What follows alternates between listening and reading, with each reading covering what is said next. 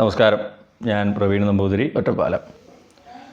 ഒരു ക്ഷേത്രത്തിലെ പ്രതിഷ്ഠ നടത്തുന്ന സമയത്ത് പ്രതിഷ്ഠയിലെ ഏറ്റവും പ്രധാനപ്പെട്ട ആ ഒരു ഭാഗം, ആ ദേവൻ്റെ ചൈതന്യത്തിനെ ആ വിഗ്രഹത്തിലേക്ക് ആവാഹിക്കുന്ന അല്ലെങ്കിൽ പ്രാണപ്രതിഷ്ഠ എന്നൊക്കെ പറയുന്ന ആ സമയം, ആ പ്രതിഷ്ഠാ സമയത്ത് ആ ആചാര്യൻ നടത്തുന്ന സങ്കല്പം, ആചാര്യൻ നടത്തുന്ന പ്രാർത്ഥന, അത് വളരെ പ്രധാനപ്പെട്ടതാണ്. ലോകാനുഗ്രഹഹേത്വർത്ഥം സ്ഥിരീഭവ സുഖായന സന്നിധ്യം ച തഥാദേവ പ്രത്യഹം പരിവർദ്ധയ എന്ന് തുടങ്ങുന്ന ഒരു പ്രാർത്ഥന ഉണ്ട്. അതായത് വളരെ മഹത്തായ ഒരു അർത്ഥമാണ് അതിനുള്ളത്. അലയോ ഭഗവാൻ അല്ലെങ്കിൽ അലയോ ഭഗവതി. അപ്പോൾ ഇതിപ്പോൾ ഇത് ഭഗവാന്റെ വിഗ്രഹമാണ്. ഏത് വിഗ്രഹമാണെങ്കിലും പ്രതിഷ്ഠിക്കുമ്പോൾ അലയോ ഭഗവാൻ അല്ലെങ്കിൽ അലയോ ഭഗവതി, ലോകത്തിനെ മുഴുവൻ അനുഗ്രഹിക്കാനായിക്കൊണ്ട് അങ്ങിവിടെ സ്ഥിരമായിട്ട് ഇരുന്നാലും ആ ഒരു സാന്നിധ്യം കൊണ്ട് ഞങ്ങൾക്ക് എല്ലാവിധത്തിലുള്ള ശ്രേയസ്സുകളും ഉണ്ടാകട്ടെ. അതുമാത്രമല്ല, ആരാണോ ഈ ക്ഷേത്രപ്രതിഷ്ഠയ്ക്ക് മുൻകൈ എടുക്കുന്നത്, യജമാനൻ, അദ്ദേഹത്തിന് എല്ലാവിധത്തിലുള്ള സമൃദ്ധി ഉണ്ടാവട്ടെ. അതുമാത്രമല്ല, ഭൂപാലം തഥാ രാഷ്ട്രം, ആ ഭൂപാലൻ അല്ലെങ്കിൽ ഭരണാധികാരി, പഴയകാലത്ത് രാജാവാണ്, ഇന്നത്തെ കാലത്ത് നമ്മുടെ നാട്ടിൽ അത് പ്രധാനമന്ത്രി ആയിക്കോട്ടെ, മുഖ്യമന്ത്രി ആയിക്കോട്ടെ, പഞ്ചായത്ത് പ്രസിഡന്റ് ആയിക്കോട്ടെ, നമ്മുടെ നാട്ടിൽ ഭരണം നടത്തുന്ന ഭരണവർഗ്ഗങ്ങൾക്ക് എല്ലാവിധത്തിലുള്ള ശ്രേയസ്സുകളും ഉണ്ടാകട്ടെ. രാഷ്ട്രത്തിന് എല്ലാവിധത്തിലുള്ള ശ്രേയസ്സുകൾ ഉണ്ടാവട്ടെ. പ്രജകൾ തമ്മിൽ വിരോധങ്ങളില്ലാതെ സുഖകരമായിട്ടിരിക്കട്ടെ. വൃദ്ധി ഉണ്ടാകട്ടെ, സമൃദ്ധി ഉണ്ടാകട്ടെ. എല്ലാവിധത്തിലുള്ള ശ്രേയസ്സുകളും എല്ലാവർക്കും അങ്ങയുടെ പ്രതിഷ്ഠ മൂലം ഉണ്ടാകട്ടെ എന്ന വളരെ മഹത്തായ ഒരു സങ്കല്പമാണ് പ്രതിഷ്ഠാ സമയത്ത് ആചാര്യൻ നടത്തുന്നത്. അപ്പോൾ അങ്ങനെ ഒരു സങ്കല്പത്തോടു കൂടി പ്രതിഷ്ഠിച്ച്, മാത്രമല്ല ആ സമയത്ത് പ്രതിഷ്ഠിക്കുമ്പോൾ സങ്കല്പിക്കണം തന്നെ, ഈ ലോകമുള്ളിടത്തോളം കാലം അല്ലെങ്കിൽ സൂര്യനും ചന്ദ്രനും ഉള്ളിടത്തോളം കാലം ഈ ചൈതന്യം ഭക്തജനങ്ങളെ അനുഗ്രഹിക്കാനായിട്ട് ഇവിടെ നിലകൊള്ളണം എന്ന സങ്കല്പത്തോടു കൂടിയിട്ടാണ് പ്രതിഷ്ഠിക്കുന്നത്. അതുകൊണ്ട് തന്നെ വിഗ്രഹം ഉടഞ്ഞു പോയാലും ക്ഷേത്രം തന്നെ പൂർണ്ണമായും നശിച്ചു പോയാലും ആ ഒരു സ്ഥലത്ത് ആ ചൈതന്യം ബാക്കിയുണ്ടാവും. അതുകൊണ്ടാണ് പണ്ടേ കാലത്ത് തകർന്നടഞ്ഞിട്ടുള്ള പല ക്ഷേത്രങ്ങളും പിന്നീട് പല കാരണങ്ങളെ കൊണ്ടും പുനരുദ്ധരിക്കുമ്പോഴും ആ സ്ഥലത്തൊരു ചൈതന്യം, സാന്നിധ്യം വളരെ ശക്തമായിട്ടുണ്ട് എന്ന് പറയാനുള്ളതിൻ്റെ കാരണം. അപ്പോൾ അങ്ങനെയുള്ളൊരു മഹത്തായ സങ്കല്പമാണ് ഈ പ്രതിഷ്ഠാ സമയത്ത് ചെയ്യുന്നത്. മാത്രമല്ല, പ്രതിഷ്ഠാ സമയത്ത് ഭഗവാനോടായിട്ട് അല്ലെങ്കിൽ ഭഗവതിയോടായിട്ട് പറയുകയാണ്, സർവത്ര ഗോസി ഭഗവൻ എന്ന് പറയുന്ന ഒരു പ്രാർത്ഥന ഉണ്ട്. അല്ലയോ ഭഗവാൻ, അങ്ങ് സർവത്ര സകല സ്ഥലത്തും നിലകൊള്ളുന്നവനാണ്. അങ്ങയുടെ ചൈതന്യം ലോകം മുഴുവൻ വ്യാപിച്ചിരിക്കുകയാണ്. അങ്ങയുടെ ചൈതന്യമില്ലാത്ത, അങ്ങയുടെ ശക്തിയില്ലാത്ത ഒരു സ്ഥലവും ലോകത്തിലില്ല. അങ്ങ് പ്രപഞ്ചം മുഴുവൻ വ്യാപിച്ചു കിടക്കുന്ന ആളാണ്. അതെനിക്ക് അറിയാഞ്ഞിട്ടല്ല, പക്ഷേ ഞങ്ങളെപ്പോലുള്ളവരെ ചെറിയ ബുദ്ധിയിൽ, അല്പബുദ്ധികളായിട്ടുള്ള ഞങ്ങൾക്ക് അത്ര വിശാലമായ സങ്കല്പത്തിൽ അങ്ങയെ ചിന്തിക്കാൻ പറ്റാത്തതുകൊണ്ട് ഞങ്ങളുടെ മനസ്സിന് ഉൾക്കൊള്ളുന്ന രീതിയിൽ അങ്ങ് ഈ വിഗ്രഹത്തിൽ വന്ന് സാന്നിധ്യം ചെയ്താലും.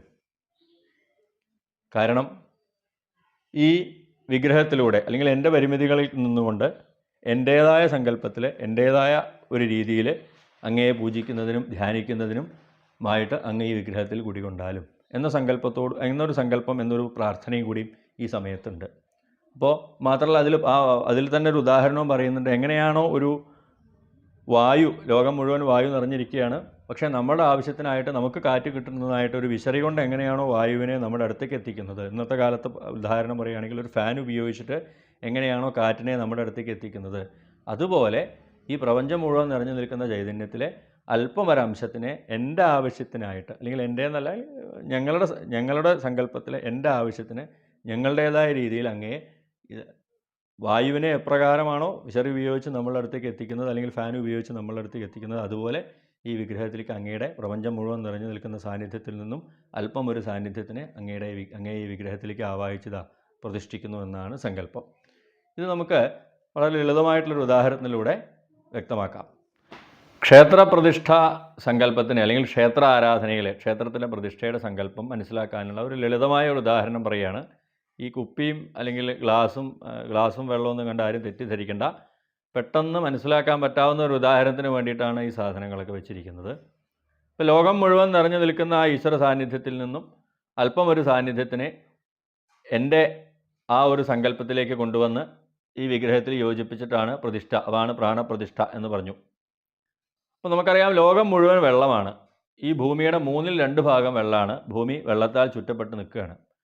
വെള്ളമില്ലാതെ നമുക്ക് ജീവിക്കാൻ പറ്റില്ല. വെള്ളമാണ് ജീവൻ്റെ അടിസ്ഥാനം. ജീവൻ ആദ്യം ഉണ്ടായതും വെള്ളത്തിലാണ്, ജീവൻ നിലനിൽക്കുന്നതും വെള്ളമുള്ളത് കൊണ്ടാണ്. അപ്പോൾ അതുകൊണ്ട് തന്നെ ഭൂമി മുഴുവൻ ജലത്താൽ ചുറ്റപ്പെട്ട് കിടക്കുകയാണ്. ഈ വെള്ളം എന്ന് പറയുന്നത് എല്ലാ സ്ഥലത്തും ഒരുപോലെ തന്നെയാണ്. എല്ലാ സ്ഥലത്തും ഒരുപോലെ തന്നെയാണ്. നമുക്ക് ലോകത്തിൽ ഏത് നാട്ടിൽ പോയി കഴിഞ്ഞാലും നമുക്ക് വെള്ളം ഇന്നത്തെ കാലത്ത് ഇതുപോലത്തെ കുപ്പിയിൽ നമുക്ക് വെള്ളം വാങ്ങാൻ കിട്ടും. എവിടെ പോയാലും നമുക്ക് വെള്ളം കിട്ടും. എല്ലാ സ്ഥലത്തും വെള്ളം ഒരുപോലെയാണ്. ഈ വെള്ളം ഇല്ലാതെ നമുക്ക് ജീവിക്കാൻ പറ്റില്ല. ഈ വെള്ളം കടലിലാണെന്നുണ്ടെങ്കിൽ നമ്മൾ കടൽ വെള്ളം എന്ന് പറയും. പുഴയിലാണെന്നെങ്കിൽ പുഴയിലത്തെ വെള്ളം എന്ന് പറയും. നമ്മുടെ വീട്ടിലെ കിണറിലാണെങ്കിൽ കിണറ്റിലെ വെള്ളം എന്ന് പറയും. നമ്മുടെ അടുത്തുള്ള തോട്ടിലാണെങ്കിൽ തോട്ടിലെ വെള്ളം എന്ന് പറയും. ഇതുപോലത്തെ ഒരു കുപ്പിയിലാണെങ്കിൽ കുപ്പി വെള്ളം എന്ന് പറയും. ഇതുപോലൊരു ഗ്ലാസ്സിലാണെങ്കിൽ ഗ്ലാസ്സിലത്തെ വെള്ളം എന്ന് പറയും. ഒരു ഗ്ലാസ് വെള്ളം എന്ന് പറയും. അപ്പോൾ ചുരുക്കത്തിൽ എല്ലാം വെള്ളമാണ്. കടലിലുള്ളതും വെള്ളമാണ്, പുഴയിലുള്ളതും വെള്ളമാണ്, ഗ്ലാസ്സിലുള്ളതും വെള്ളമാണ്. അപ്പോൾ ലോകം മുഴുവൻ നിറഞ്ഞു നിൽക്കുന്ന ആ വെള്ളത്തിൽ നമ്മുടെ ആവശ്യത്തിന് വേണ്ടി നമ്മൾ ഒരു ഗ്ലാസ്സിലേക്ക് കുറച്ച് വെള്ളം എടുത്തപ്പോൾ എല്ലാറ്റിനും പറയുന്ന ഒരു ഗ്ലാസ് വെള്ളം എന്നാണ് ഇതിന് പറയുക. കടലിലാണെങ്കിലും കടലിലെ വെള്ളം, പുഴയിലെ വെള്ളം, എല്ലാറ്റിലും നമ്മൾ വെള്ളം ചേർത്തിട്ടാണ് പറയുക. അത് പല പേരുകളിൽ അറിയപ്പെടുന്നു എന്ന് മാത്രം. അപ്പോൾ ഇതാണ് ഇതിൻ്റെ പൊരുൾ. ലോകം മുഴുവൻ നിറഞ്ഞു നിൽക്കുന്ന ആ സാന്നിധ്യത്തിൽ നിന്നും ഇപ്പോൾ ഈ ഗ്ലാസ്സിൽ വെള്ളം എടുത്തിരിക്കുന്നത് എൻ്റെ ആവശ്യത്തിന് വേണ്ടിയിട്ടാണ്. അപ്പോൾ ലോകം മുഴുവൻ നിറഞ്ഞു നിൽക്കുന്ന ആ സാന്നിധ്യത്തിൽ നിന്നും കുറച്ച് അംശത്തിന് അല്ലെങ്കിൽ ലോകം മുഴുവൻ നിറഞ്ഞു നിൽക്കുന്ന വെള്ളത്തിൽ നിന്നും നമുക്ക് ആവശ്യം വെള്ളം എപ്രകാരമാണോ നമ്മളൊരു ഗ്ലാസ്സിലോ അല്ലെങ്കിൽ ഒരു കുപ്പിയിലോ അല്ലെങ്കിൽ ഒരു ടാങ്കിലോ അല്ലെങ്കിൽ ഒരു കിണറിലോ നമ്മുടെ ആവശ്യത്തിന് നമ്മൾ എടുക്കുന്നു, അതുപോലെ ലോകം മുഴുവൻ നിറഞ്ഞു നിൽക്കുന്ന ആ ഈശ്വര സാന്നിധ്യത്തിൽ നിന്നും അല്പം ഒരു സാന്നിധ്യത്തിനെ നമ്മൾ എടുത്ത് ആരാധിക്കുന്നു. ഇതാണ് വിഗ്രഹാരാധനയുടെ, ക്ഷേത്ര ആരാധനയുടെ പൊരുൾ. ഇത് മാത്രമല്ല, നമുക്ക് പച്ചവെള്ളം എന്നത് എപ്പോഴും ഇഷ്ടമുള്ള കാര്യമല്ല. നമ്മളെന്നും എല്ലാ സമയത്തും പച്ചവെള്ളമല്ല കുടിക്കുക. ഈ വെള്ളം ഒന്ന് തിളപ്പിച്ച് കഴിഞ്ഞാൽ നമ്മൾ തിളപ്പിച്ച് കഴിഞ്ഞാൽ തിളച്ച വെള്ളം എന്ന് പറയും, ആറി കഴിഞ്ഞാൽ തിളപ്പിച്ചാറിയ വെള്ളം എന്ന് പറയും. ഇതിൽ കുറച്ച് ചുക്കിട്ട ചുക്ക് വെള്ളം എന്ന് പറയും, ജീരകട്ട ജീരക വെള്ളം എന്ന് പറയും. അതുപോലെ തന്നെ അപ്പോൾ വെള്ളത്തിൽ എന്ത് ചേർക്കുന്നു അതിനനുസരിച്ച് വെള്ളത്തിൻ്റെ സ്വഭാവം മാറും, വെള്ളത്തിൻ്റെ പേര് മാറും, വെള്ളത്തിൻ്റെ ടേസ്റ്റ് മാറും, വെള്ളത്തിൻ്റെ രുചിയും മണവും നിറമൊക്കെ മാറും. അപ്പോൾ നമുക്ക് സാധാരണ മനുഷ്യരെ സംബന്ധിച്ചിട്ട് എല്ലാ സമയത്തും പച്ചവെള്ളമല്ല ഇഷ്ടം. ആ പച്ചവെള്ളത്തിൽ എന്തെങ്കിലും ചേർത്ത് കഴിക്കുകയാണ് എല്ലാവർക്കും ഇഷ്ടം. ആ പച്ചവെള്ളത്തിൽ നമ്മൾ ചായപ്പൊടി ഇട്ടാൽ, ആ പച്ചവെള്ളം തിളപ്പിച്ചിട്ട് അതിൽ നമ്മൾ ചായപ്പൊടി ഇട്ടാൽ ചായ എന്ന് പറയും, കട്ടൻ ചായ എന്ന് പറയും. ഇതിൽ കുറച്ച് പാൽ ഒഴിച്ച് കഴിഞ്ഞാൽ ചായ എന്ന് പറയും. കാപ്പിപ്പൊടിയാണ് ഇട്ടതെന്നുണ്ടെങ്കിൽ തിളപ്പിച്ചിട്ട് കാപ്പിപ്പൊടി ഇട്ടാൽ അതിന് കട്ടൻ കാപ്പി എന്ന് പറയും. അതിൽ കുറച്ച് പാൽ ഒഴിച്ചാൽ കാപ്പി എന്ന് പറയും. ഇതിൽ ഈ വെള്ളത്തിൽ നമ്മൾ ഓറഞ്ചിൻ്റെ ഒരു ഫ്ലേവർ ഒഴിച്ച് കഴിഞ്ഞാൽ ഓറഞ്ച് സ്ക്വാഷ് എന്ന് പറയും. അത് ആപ്പിൾ ആണെങ്കിൽ ആപ്പിളിൻ്റെ സ്ക്വാഷ് എന്ന് പറയും, പൈനാപ്പിളിന് പൈനാപ്പിൾ സ്ക്വാഷ് എന്ന് പറയും. ഇനി നമ്മൾ ബൂസ്റ്റ് ആണെങ്കിൽ ബൂസ്റ്റ് എന്ന് പറയും. മദ്യമാണോ ഒഴിച്ചതെന്നുണ്ടെങ്കിൽ മദ്യം എന്ന് പറയും. വിഷമാണോ ഒഴിച്ചതെന്നുണ്ടെങ്കിൽ വിഷം എന്ന് പറയും. അപ്പോൾ വെള്ളത്തിൽ എന്താണോ ചേർക്കുന്നത് അതിനനുസരിച്ച് വെള്ളത്തിൻ്റെ സ്വഭാവം മാറും, വെള്ളത്തിൻ്റെ ടേസ്റ്റ് മാറും, വെള്ളത്തിൻ്റെ രുചി മാറും, വെള്ളത്തിൻ്റെ സ്വാദ് മാറും. അടിസ്ഥാനപരമായിട്ട് ചായയിലും കാപ്പിയിലും പാലിലും അതുപോലെ തന്നെ മോരും വെള്ളത്തിലും ഈ ഓറഞ്ച് സ്ക്വാഷിലും ആപ്പിൾ സ്ക്വാഷിലും എല്ലാറ്റിലും അടിസ്ഥാനപരമായിട്ട് വെള്ളമാണ്. എന്താണോ നമ്മളതിൽ ചേർക്കുന്നത് അതിനനുസരിച്ച് ആ വെള്ളത്തിൻ്റെ സ്വഭാവം മാറും.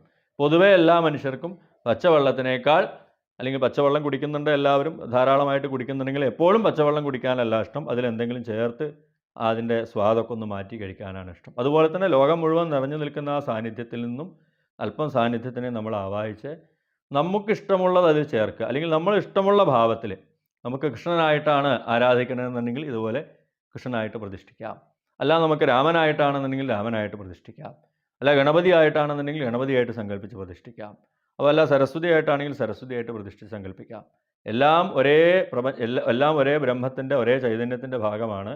വെള്ളം എല്ലാ സ്ഥലത്തും ഒരുപോലെയാണ്. എപ്രകാരമാണോ വെള്ളത്തിൽ നമ്മൾ എന്തെങ്കിലും ചേർത്ത് അതിൻ്റെ സ്വഭാവം മാറ്റി നമുക്ക് ഇഷ്ടമുള്ളത് ചേർത്ത്, എന്താണോ നമുക്ക് കഴിക്കാൻ ഇഷ്ടം അതാണ് വെള്ളത്തിൽ ചേർക്കുന്നത്. അപ്പോഴാണ് ആ പേരിൽ വെള്ളം അറിയപ്പെടുന്നത്, നമുക്ക് ഇഷ്ടപ്പെടുന്നത്. അതുപോലെ ഈ പ്രപഞ്ചത്തിൽ നിറഞ്ഞു നിൽക്കുന്ന ഈശ്വര സാന്നിധ്യത്തിൽ നിന്നും അല്പം സാന്നിധ്യത്തിനെ ആവാഹിച്ച് നമ്മുടെ സങ്കല്പത്തിനനുസരിച്ച് അതിനൊരു രൂപം കൊടുത്ത്, ഒരു ഭാവം കൊടുത്ത്, ഒരു വിഗ്രഹത്തിൽ പ്രതിഷ്ഠിക്കുക.